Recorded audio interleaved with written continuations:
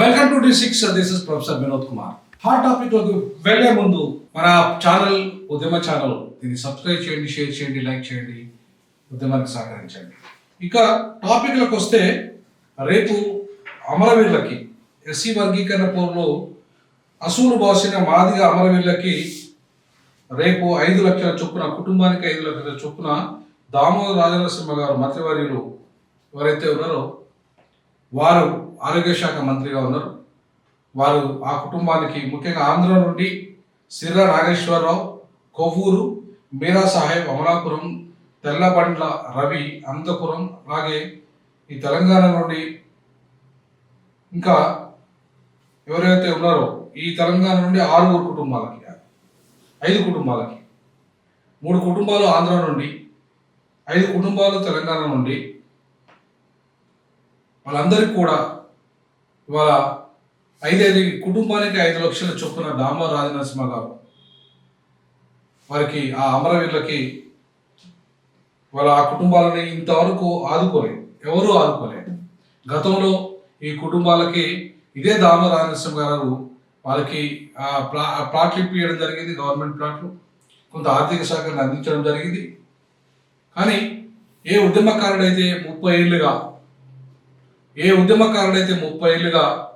ఈ కుటుంబాలను ఆదుకుంటానని చెప్పాడు, 30 ఏళ్ళుగా ఒక్కరోజు కూడా ఆ కుటుంబాలను ఆదుకున్న పరిస్థితి లేదు, వాళ్ళను చూసిన పరిస్థితి లేదు, వాళ్ళ దగ్గరికి పోయిన పరిస్థితి లేదు, 5 పైసలు ఇచ్చిన పరిస్థితి లేదు. అది పొన్నాల యాదయ్య కుటుంబం అయితే ఏమైతే, అలాగే భారత కుటుంబం అయితే, ఇంకా మిగతా 3 కుటుంబాలు ఏవైతే ఉన్నాయో వాళ్ళందరూ కూడా ముగ్గురు మాత్రం గాంధీ భవన్లో ఎవరైతే ఆ మంటల్లో కాలి బూడిదైపోయారు.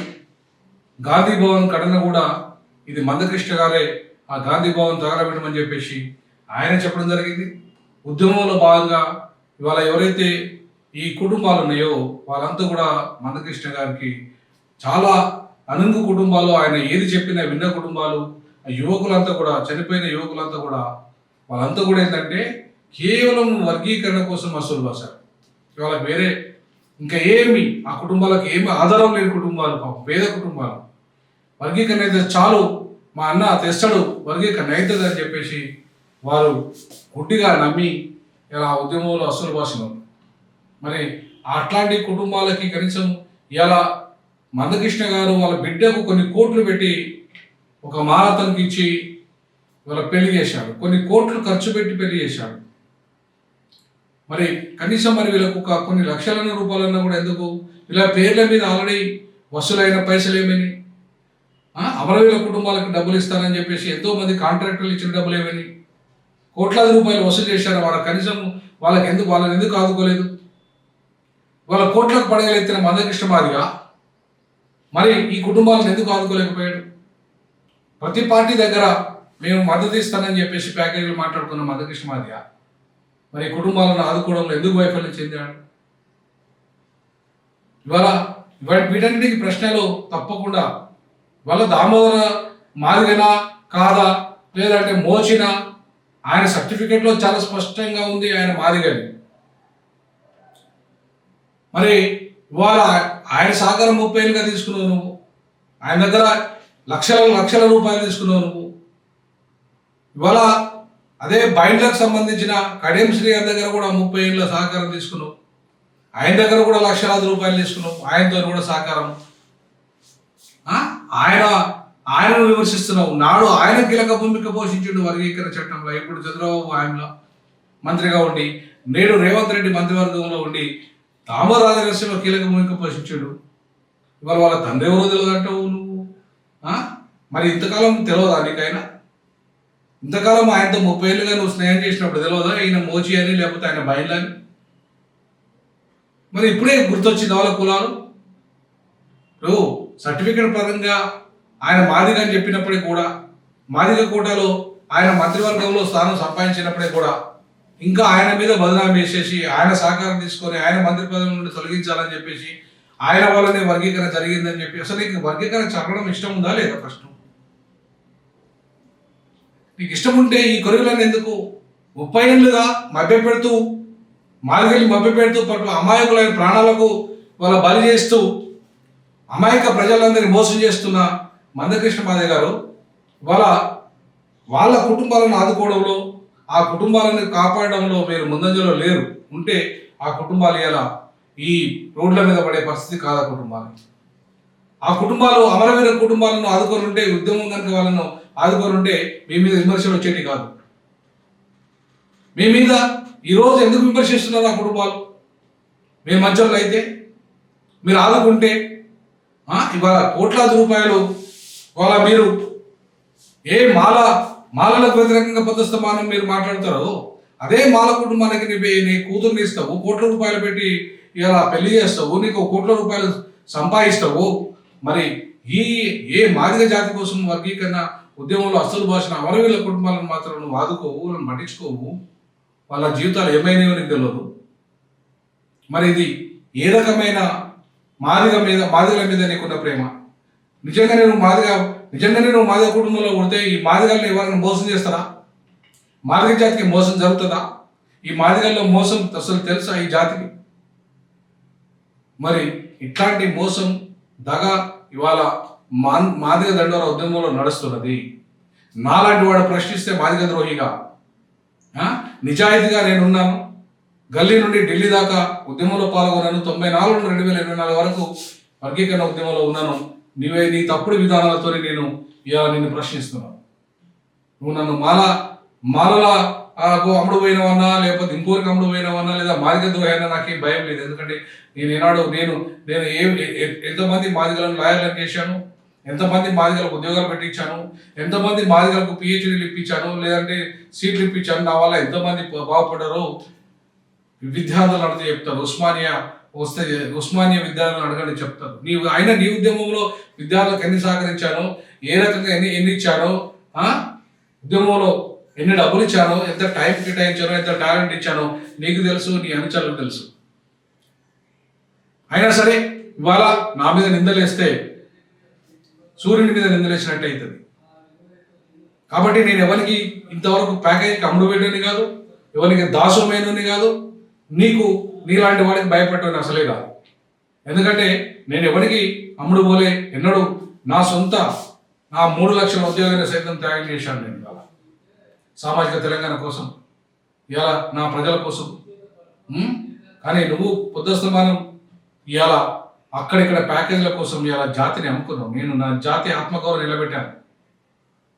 ఇవాళ ఆ జాతి ఆత్మగౌరవంలో భాగంగానే ఇవాళ మాట్లాడుతున్నాను. అమరులైన కుటుంబాలకు మోసం చేసింది నువ్వు కాదా అని.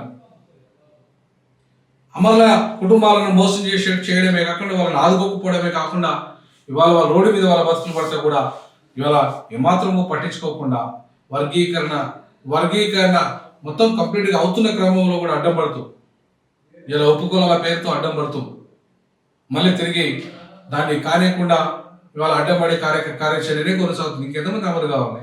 ఇంకెంతమంది 1% కోసం ఇంకా ఎంతమంది జీవితాలు త్యాగం కావాలి? ఎన్ని తరాలు నాశనం కావాలి? నువ్వు బాగుపడతావు ఉద్యమం పేరు మీద, నీ కుటుంబం బాగుపడుతుంది ఉద్యమం పేరు మీద. కానీ మరి కోట్లాది మంది మాదిగల ప్రజల పరిస్థితి ఏంది? లక్షలాది మంది కుటుంబాల పరిస్థితి ఏంది? అమరవీరుల కుటుంబాల పరిస్థితి ఏంది? ఇట్లాంటి ప్రశ్నిస్తే మాదిగ ద్రోహులు అవుతారా? మాదిగ ఉద్యమ ద్రోహులు అవుతారా? కాబట్టి ఇవాళ ఇకపై ఎవరైనా ప్రజలు ప్రశ్నించే పరిస్థితి ఉంది. సోషల్ మీడియా వచ్చిన తర్వాత ప్రతి ఒక్కరు ప్రశ్నిస్తారు, వాళ్ళ యొక్క అభిప్రాయాన్ని చెప్పుకుంటారు. 100% నేను తప్పు చేసినా నా మీద కూడా చెప్పుకునే ధైర్యం చేయరు. నేను స్వాగతిస్తాను. నేను తప్పు చేసినా కూడా నిందించాడు తప్పకుండా. ఎవరు తప్పు చేసినా, ఈ ఉద్యమంలో ఎవరైనా ఏం చేసినా, ఎవరు తప్పు చేసినా నిలదీయండి, నిందించండి. ఖచ్చితంగా అది ప్రజల యొక్క హక్కు. ఎందుకంటే వాళ్ళ టైంను, వాళ్ళ టాలెంట్, వాళ్ళ ట్రెజరీ ఇలా ఈ ఉద్యమంలో ఉంది.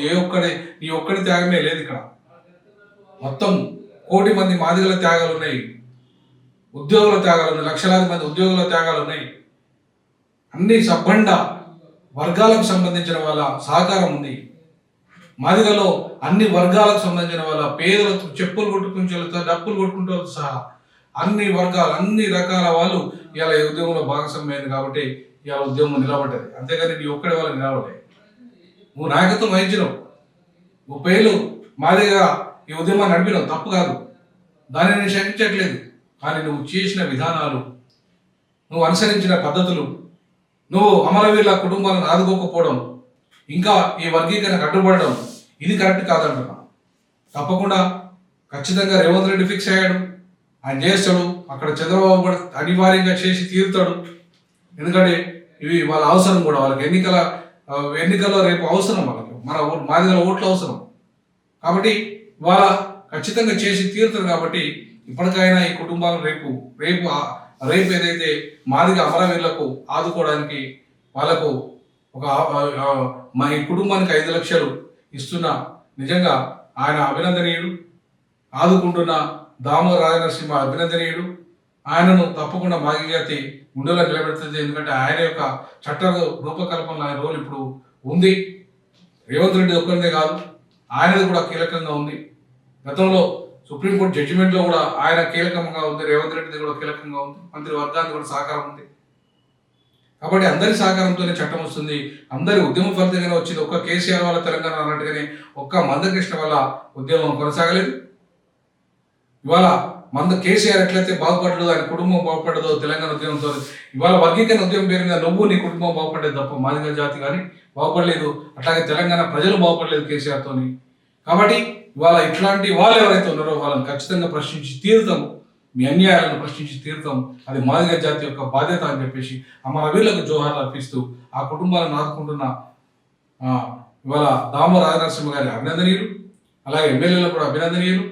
ఇవాళ వాళ్ళు ఖచ్చితంగా రేపు ఆ చట్టం పూర్తి స్థాయిలో వచ్చినాక ఇంకా పెద్ద ఎత్తున భారీ బహిరంగ సభ కూడా ఇవాళ ప్లాన్ చేసే ఆస్కారం ఉంది కాంగ్రెస్.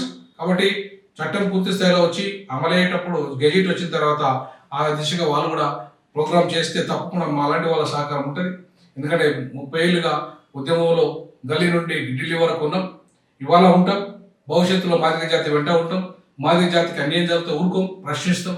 తప్పకుండా అమరవీరుల కుటుంబాలను ఆదుకుంటున్న వారిని అభినందిస్తాం. భవిష్యత్తులో మా వంతు సహకారాన్ని కూడా ఆ కుటుంబాలకు ఇస్తాం అని తెలియజేస్తూ, తప్పకుండా రేపు జరిగే అమరవీరుల ఆశయ సాధన కోసం ఏదైతే ప్రభుత్వం కట్టుబడిందో అమరవీరుల కుటుంబాలను ఆదుకుంటున్న దామోదర రాజనరసింహ ఎమ్మెల్యేలు అందరూ కూడా, కార్యకర్తలు అందరూ కూడా ఈ సందర్భంగా జేబీలు తెలియజేస్తున్నాం. మా D6 డీజాక్ అండ్ మీకు అండగా ఉంటుంది, అమరవీరులకు మాదిగ ఉద్యమానికి అండగా ఉంటుందని తెలియజేస్తున్నాం. జై భీమ్, జై పూలే, జై పెరియార్.